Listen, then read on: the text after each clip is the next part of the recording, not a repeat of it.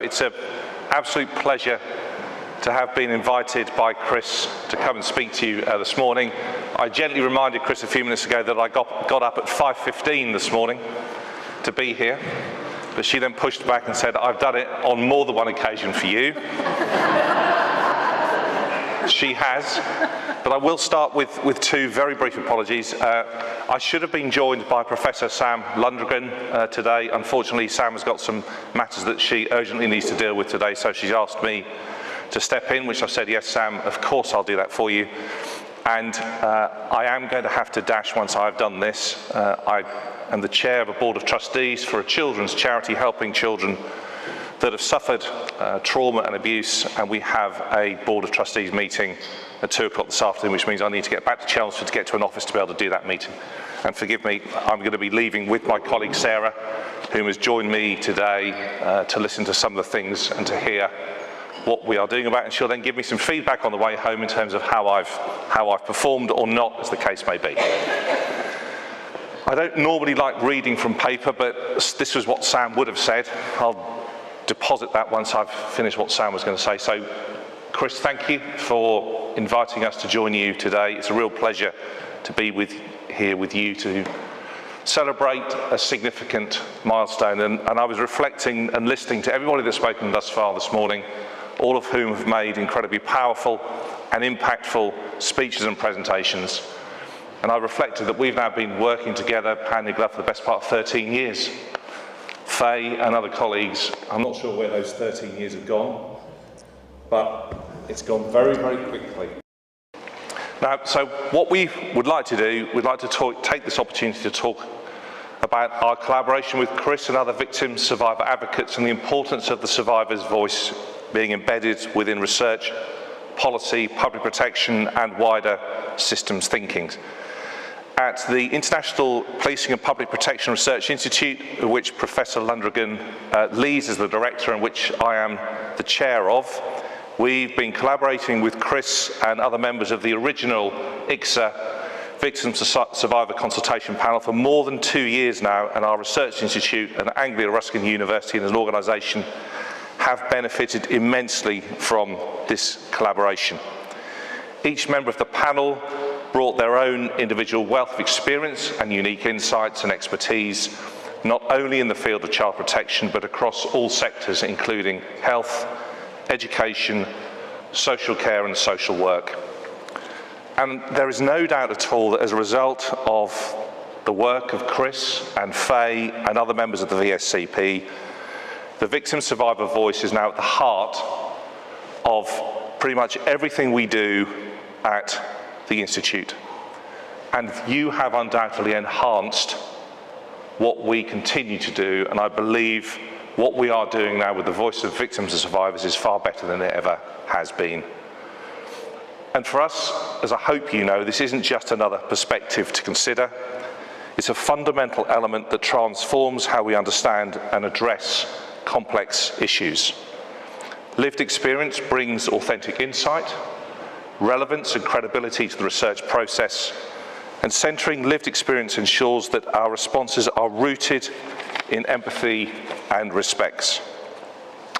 Research that incorporates lived experience doesn't just add a human element, it fundamentally improves the quality and applicability of findings. When people with direct experience are involved in design studies, interpreting data, and shaping conclusions, the research becomes grounded in real-world conditions.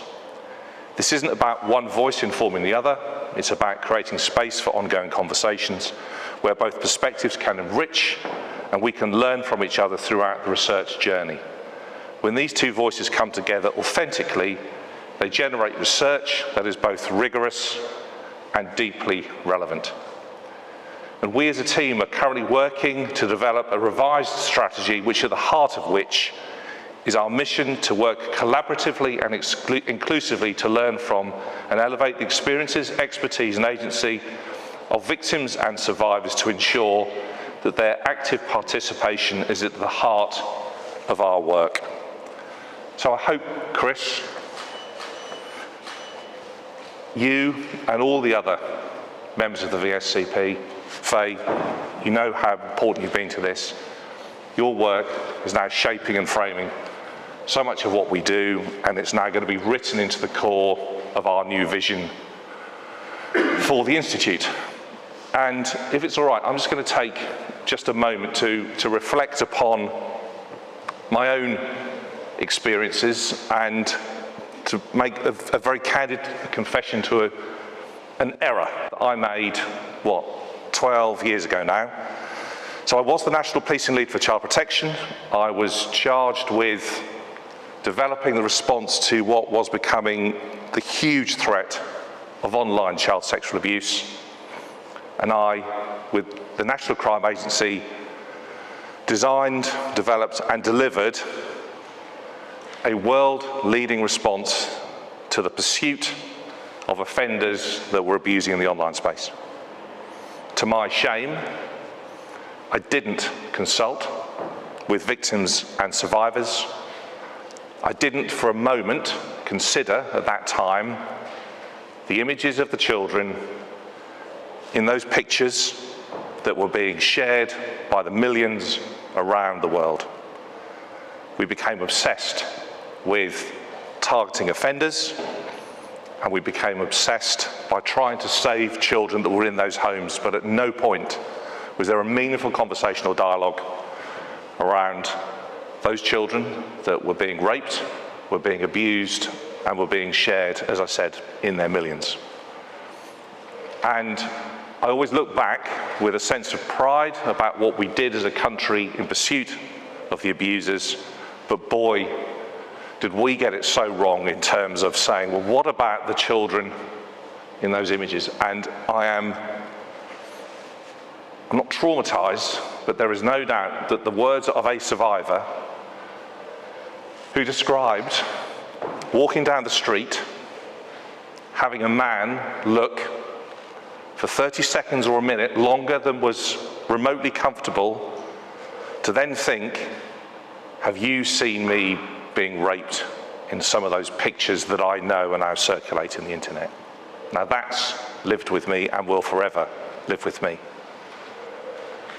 But I'm now in a privileged position where, working very closely with Sarah, we are now in the position where I think we are going to be able to rectify that. So we are now going to be launching a new initiative later this year, shaped and framed by survivors of online child sexual abuse, whereby we are going to be able to say to survivors whose investigations have been completed, come and tell us the force that you reported your abuse to. We will go and identify with the Internet Watch Foundation the images that are currently in circulation, and we will make a commitment to those girls predominantly. We're going to do our best to try and remove your images. We're going to give you a voice in a prosecution when somebody's caught in possession of your images, because at the moment they have no voice, they have no part in the criminal justice system, and they have no awareness at all of any form of compensation.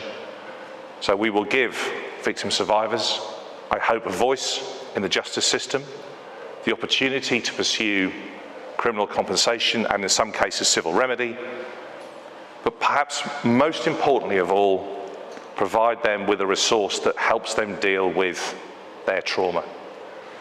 Because what's becoming abundantly clear now, and we have got so much to do to educate frontline practitioners in this space, that the abuse that children are suffering, which is then uploaded and shared on the internet, is having an even greater impact upon their well-being and their trauma, because they now have to live with the fact that their images are forever going to be in circulation, they're going to be available. Too many times colleagues are referring back to me, well, it was only online. That online abuse is there in perpetuity. And we have to change the narrative, we have to change the conversation.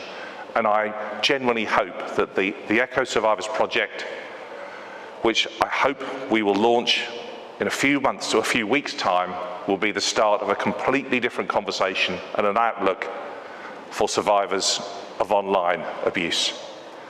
It's going some way to rectify that huge omission when I set out in that response. And you made the point this morning, and Faye, you made that point, that actually by involving victims and survivors in that consultation and that narrative, it fundamentally changes it. As an institute, we're doing it. Practically, we are now doing it.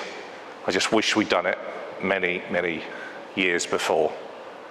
But look, it is to your huge credit that 10 years on, you are making such a difference.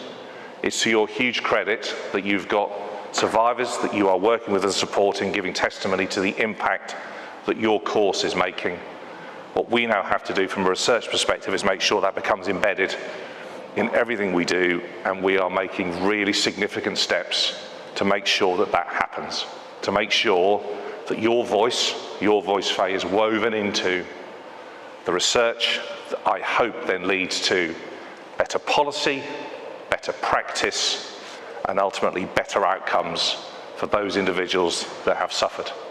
If we achieve that, we'll have done something very special. Thank you. That's